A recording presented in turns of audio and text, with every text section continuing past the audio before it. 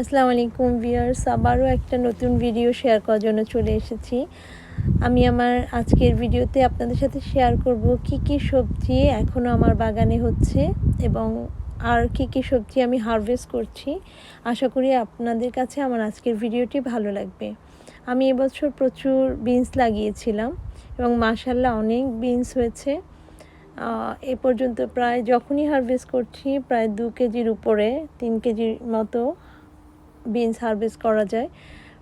কদিন পরপরই এই বিনসগুলো বড় হয়ে যায়। এখানেও পাতার ভেতরে ভেতরে অনেক বিনস, খুব অল্প সময়ে এগুলো গ্রো হয় এবং প্রায় 3 থেকে 4 দিন পরপরই বিনস হারভেস্ট করা যায়। খুবই সুস্বাদু এগুলো। আর এখানে আমি একটা লাউ রেখে দিয়েছি বীজ সংগ্রহের জন্য। আশ্চর্য ব্যাপার হচ্ছে এখন এখানে ঠান্ডা পড়ে গেছে কিন্তু আমার লাউ শাক গাছে প্রচুর লাউ এসেছে। জানি না এগুলোর ভাগ্যে কী আছে। এখানে এখানে অনেক লাউ, কোনোটাতেই আমি পলিনেশন করিনি, কিন্তু তারপরও দেখা যাচ্ছে প্রত্যেকটা পাতার ডগায় ডগায় লাউ। যদিও নেক্সট উইক আমাদের এখানে প্রচুর গরম হবে, প্রায় 23 to 26 হওয়ার কথা। যদি হয় তখন হয়তো কিছুটা বড় বা গ্রো ভালো হবে, সেই আশায় ভাবছি যে থাক। এখানেও প্রচুর ভেতরে ভেতরে আসলে এবছর আমি প্রায় 4টা লাউ খেয়েছি এবং একটা লাউকে রেখে দিয়েছি বীজ সংগ্রহের জন্য। এটা হচ্ছে আমার পাম্পকিন প্ল্যান্টস, যেটাকে আমি মাটিতে লাগিয়েছিলাম। মাশাআল্লাহ বিশাল একটা পাম্পকিন হয়েছে।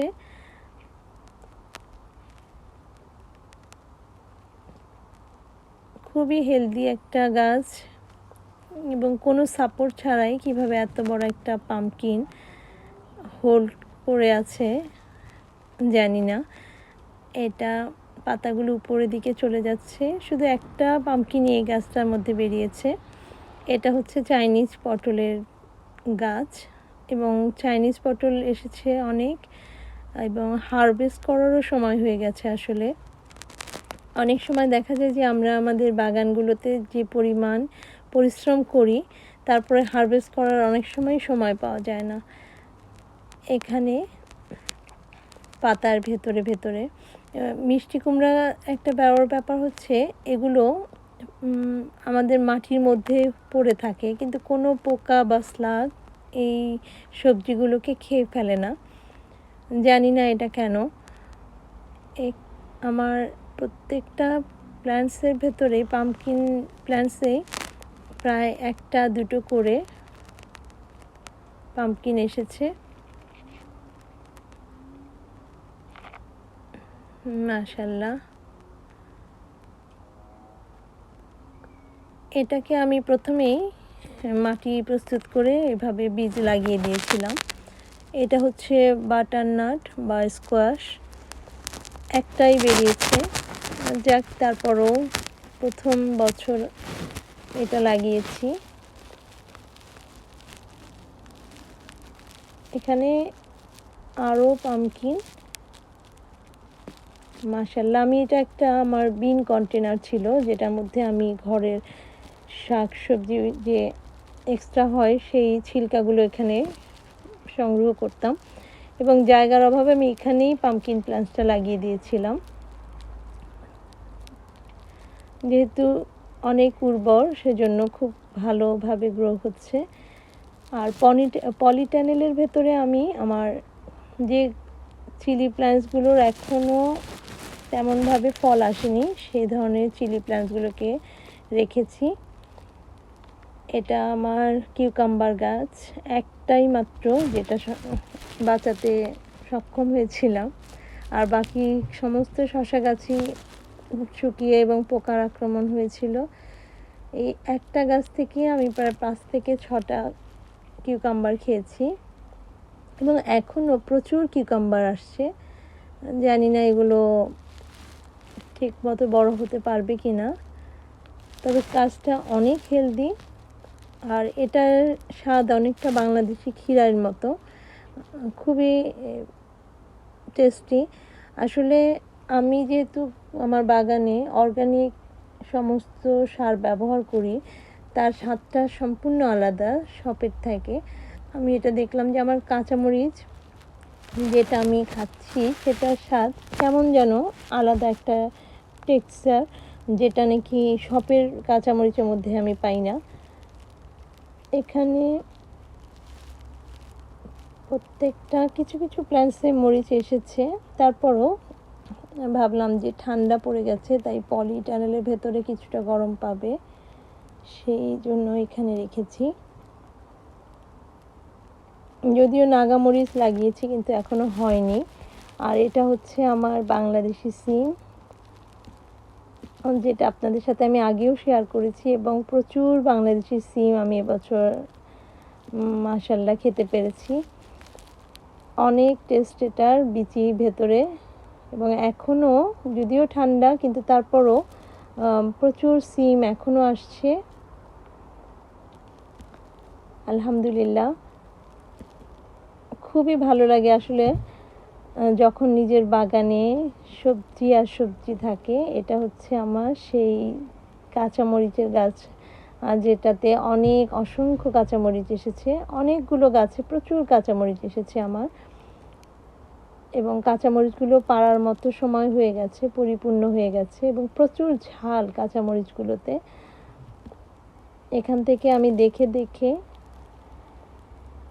হারভেস্ট করে নিব, যেগুলোকে ধরে ধরে বোঝা যায় যে একটু শক্ত হয়েছে এবং পরিপূর্ণ ঝাল চলে এসেছে। সে ধরনের কিছু চিলি আমি হারভেস্ট করব আজকে। এবং চিলি হারভেস্ট করার সময় একটা ব্যাপার খেয়াল রাখতে হবে, আমরা যেন টেনে ছিঁড়ে না নিই, তবে কিন্তু অনেক সময় ডালগুলো ভেঙে যাবে। সিজারের সাহায্যে অথবা খুব সাবধানে বোটাটাকে ধরে উল্টে দিলে তবে গাছটার কোনো ক্ষতি হবে না। আমি এভাবে একটা একটা করে কেটে নিচ্ছি।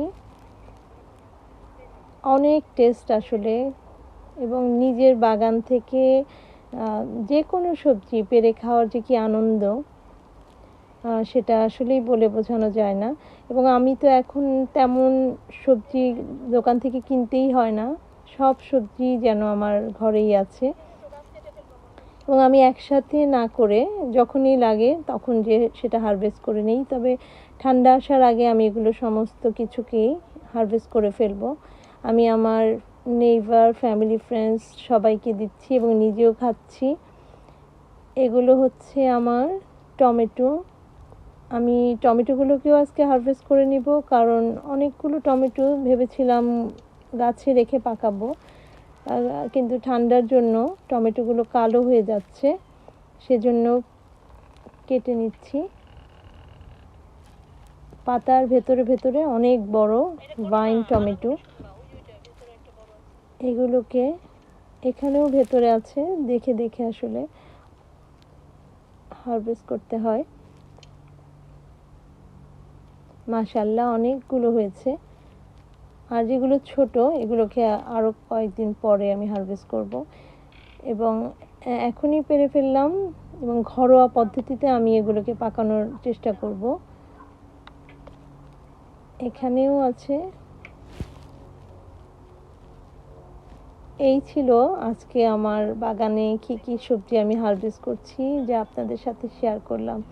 আসলে এই অনুভূতি আপনাদের সাথে শেয়ার করে আমার খুবই ভালো লাগছে, এর আনন্দ অনেক। আশা করি আপনাদের আজকে আমার ভিডিওটি ভালো লাগবে। যদি ভালো লাগে অবশ্যই আমাকে কমেন্টসের মাধ্যমে জানাবেন, এবং আমার চ্যানেলটিকে সাবস্ক্রাইব করে আমার পাশে থাকবেন, এবং বরাবরের মতোই আমাকে সাপোর্ট করে যাবেন। Thanks for watching. আল্লাহ হাফেজ।